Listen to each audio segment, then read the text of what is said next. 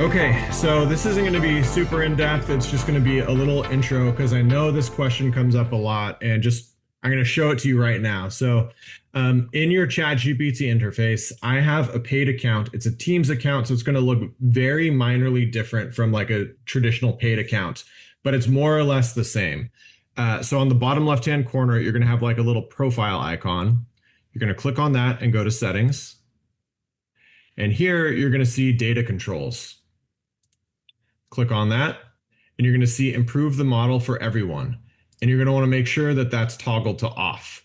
For the business mode, it automatically disables training, but it is a toggle that you can choose within the paid version, and I believe even within the free version. Patrick, have you checked that lately? I haven't checked the free version because I have the paid version, but Yeah. I can toggle mine off and it's always off. So Yeah. Yeah. So it retains that setting. If you don't find the setting in a free version of ChatGPT, that means it's improving the model with your content. hey, can I jump in real quick while you're on this page and ask you a Yes. question, Alex? Sure. So I mean, you've just told people basically how not to have all their case information be used to train the model that leaks out there into the internet, which is one of the main things and the takeaways from this program today is what Alex has shown you right here. Right. Yeah. So super, super important word. Don't go anywhere because we're going to tell you more, but that's worth the price of being here right now, which is that little button right there to turn that off. Now, the other question I have is if you look to the left, you see where it says personalization. Have you used that personalization, Alex? Yes, and in fact, that was part of the problem with the first time I ran through the demo. So I think I can click on it and show you. Okay. So this is where you can put in custom instructions, and basically what you're doing, it's like you're including a prompt template in every instruction you send to ChatGPT. And so instead of telling the AI exactly how you want it to answer every time, you give it a set of instructions that it carries with it among various sessions. So this is one that I highly recommend for anyone who's new to using ChatGPT or any of the other tools. So the custom instruction I use is you break down each question or task into component sub-questions or tasks, if applicable. Answer each individual sub-question or complete each individual subtask. You synthesize your answers and subtasks into a complete response. There's some other instructions here, but that's the important one. I gave it a little bit of context about myself. So basically, you're able to give it a stance, like you give it a personality as it responds to you. So on the personalization, because I think it's interesting. So where it says about you, which is what you're referring, if you could use the slide and slide down a little bit more so we can see your occupation. So you've actually got in there, I'm a lawyer, I'm a programmer. Here's a little bit about me. So, and so, how important do you think it is for the regular user to have all that information in there? I think it's probably important for someone who's using it for a specialized purpose, like an attorney. So if you're using it for personal reasons, you might not care, or if you only sometimes use it for professional reasons. But giving it the context will change the quality of the answers it returns to you. So if it doesn't know you're a lawyer, it's going to assume you're some random person on the street asking a question about the law. And the answer is going to look very different than if it knows it's talking to an attorney. Now, and below that, it says memory. What is that? I think that's kind of cool. So memory, I actually turned this off. Okay. So memory is an automated thing that I turned it off not for confidentiality reasons. I turned it off for other reasons. It's an automatic thing where you interact with the AI and it learns something about you, something important. So perhaps it returns a result and about, I don't know, the nearest ice cream shop to you, assuming you're in Houston. And then I say, no, I live in Austin. It might save that fact to memory. So that way it knows that, okay, they probably care more about answers related to Austin than elsewhere. But the memory is much more sophisticated than just a location piece of information. So I remember when the memory first came out and it was turned on by default. And I was like brainstorming gifts for my wife. And I was just sort of like thinking through things. And it said, oh, you know what Maggie would love? And I was like, I didn't say her name was Maggie. And it turned out that it came from some other conversation. And so this memory, you're able to go in, you're able to delete these memories and sort of curate them a little bit. I just turn it off and I instead do other things to manage that context. But if you're new to it, it might be a useful little bump to your experience to have the memory turned on. That's cool. Now, let me ask you this too. If I go all the way up to the right hand top of the box and there's that little a squiggly line circle up there. What is that? That's like an incognito chat. Like Okay. it doesn't save it to your account history. So I think you can also set these to be included in your incognito chat somewhere or somehow. I don't really use it. I think the idea is if you're asking a question that's out of keeping with what you normally do. So for example, if you have your memory turned on and it's saving pieces of information about you, and then perhaps you have a friend who's like, oh, I need to look something up real quick. You might turn on a temporary chat so that way it doesn't mess with your memory and start muddying the waters. Can you show them, Alex, the different sort of models? I know they've up in the left Yes. top corner, it says 5.1. Yes. So 5.1 is the latest version. There's info to know about like the various models, but I'm just going to stick to the high level. So auto is where basically if you ask a complicated question, it takes more time to give you a complicated answer. That's sort of like a thinking level. Instant is where if it's a simple question, it'll just answer immediately. So instead of taking several moments to figure out the answer, it'll just answer based on its pre-trained data. There's legacy models available. GPT-4o was the immediate predecessor. And it's still sort of a robust use case for a lot of tech tools. So if you're using an AI specific or a legal specific AI, there's a good chance they're using a 4.0 model. More or less, you can just leave it on auto. You don't really need to think about it too much.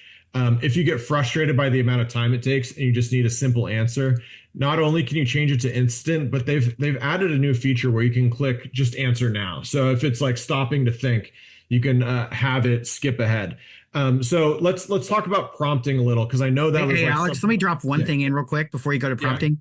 So, if some of y'all have used this product and you've been using what's been referred to as deep research, what Alex was just showing you about the different modes of thinking, those have all been merged. So, you're not going to be able to find that little deep research tab anymore. And essentially, they've been merged into the thinking mode. And so, it's going to auto think for you by the question, just so you know. But that was what by their design, what they did under 5.1 with those modes. So if you have it on kind of. auto, yeah, if you have it on auto, it's going to determine by itself what it thinks the importance of your question is. Go ahead, Alex. Kind of. I think Patrick misspoke. So there is a deep research, which is a more robust thinking mode, but they did used to have the models broken out. So it used to be 4.0 and then there was 4.0 mini, but then there was also the O models, which are like thinking models, which I think Patrick was referring to. Yeah, And I so was they just saying it's not going to show up unless you look for the legacy models. It's going to show up in thinking.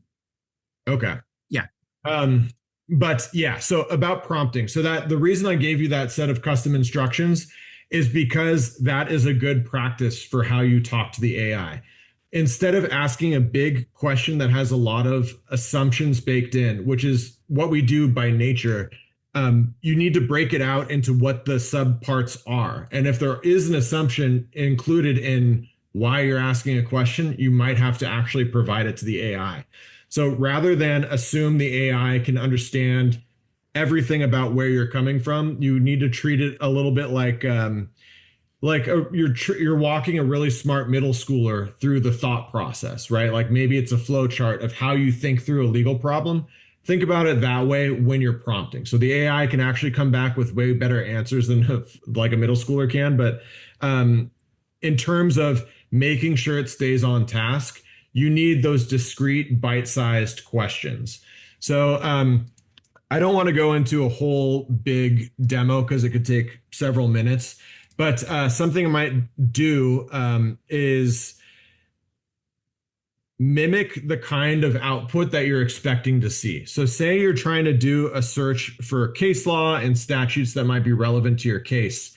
If you just say something like, what laws apply to my case? It's going to give you a really general, generic answer because that was a really general, generic question. Now, those custom prompts might change it a little bit, but let's put that to the side for now. What you could do instead is ask the question as if you're writing something to another attorney. So you might say something like, do you know which sections of the Business and Commerce Code in Texas govern series LLCs?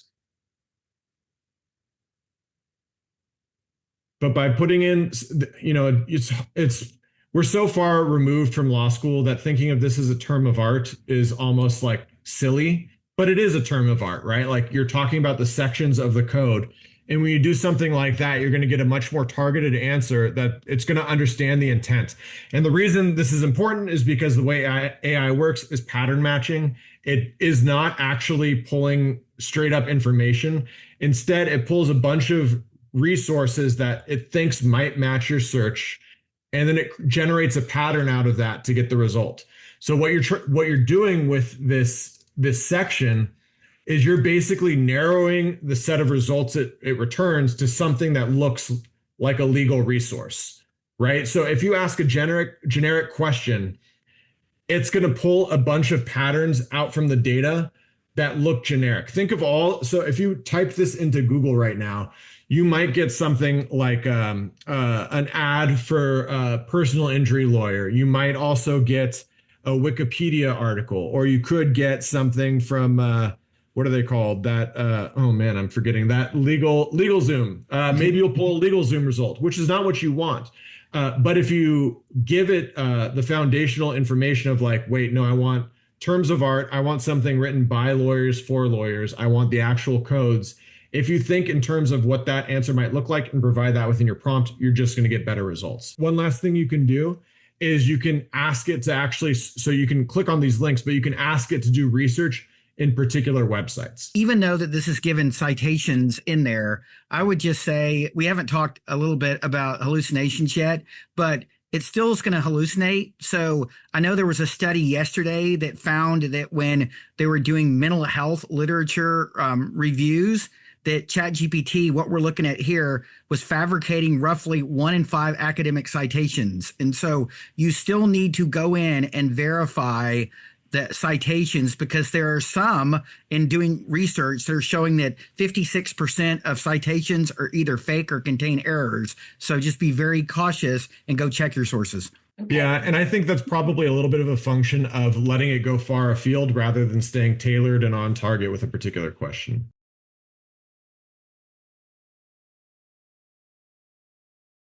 I think it's worth the money. It's very cheap. It's like $20 a month for any of the major players. And you get access to the latest models, higher limits. You're able to do fancier things with it. But if you're like a brand new person to AI, don't just dive in. I think the free version is totally fine for kicking off and just getting started with getting familiar with AI. Patrick, I think you have some thoughts. Yeah, my thought is it's one thing if you're just using it to get started. And there is the value in just using the product. I have told people for years that you don't necessarily have to do legal work to learn how to use it. You can, do recipes. If you like cooking, you can use trip planning. If you want to go somewhere, I just went on a trip and I outlined the whole itinerary using AI to research. So you can use other things to familiarize yourself with the product. I agree with Alex. I have the paid subscription version. I've got the higher up, I think it's the pro versus the regular, $20 a month, whatever it is now. And I have found that you have better products. I think that in and of itself is worth the value of the money to it. And the other thing is people have asked me this over the years about free versus paid. I've always said paid. I think there is some level of, it's like, do you pay for your Office 365 or your Microsoft accounts? Do you pay for your Westlaw subscription? I think there's some value in saying, this is my paid platform. And it's not just a free version that I'm using. So it's like a subscription model. And so I think it's better for security and functionality, new tools coming out. I think it's much better to have a paid subscription, even at the lower $20 rate. I think it's well worth the money. Oh yeah, I think the $20 is more than enough for most people, and then you'll know when you're at a point where you're like, I want more, right? Like it's not. it's not like it'll be a secret to you. And I think that's probably true across like free versions as well. Now, I will say if you're using free, I might stay away from using putting like client information in there unless you can confirm that they're not actually using your data. And that's something that probably should be checked. But yeah, apart from that, like I agree with Patrick. You can use it for all kinds of use cases. Oh, one thing I meant to show in the demo. So if it requires a paid version, but you can set a prompt for a recurring task. So you might say like, so perhaps like you have a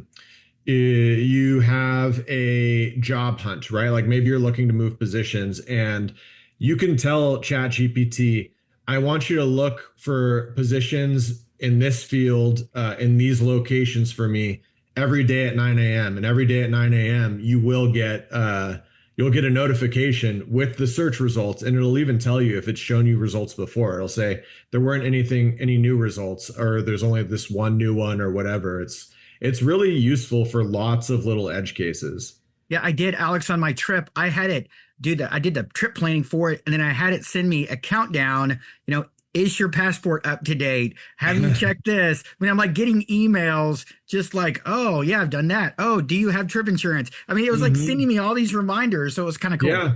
Yeah, the way I use it for the firm is, I run the firm, and so I wear lots of hats. And so every day, it assumes I'm wearing a different hat, and it'll check in with me on progress on various tasks. And so I treat it like a little live journal. And then every week, it'll come back and check in on the progress and the next steps. And it's like a way to spur those various projects along.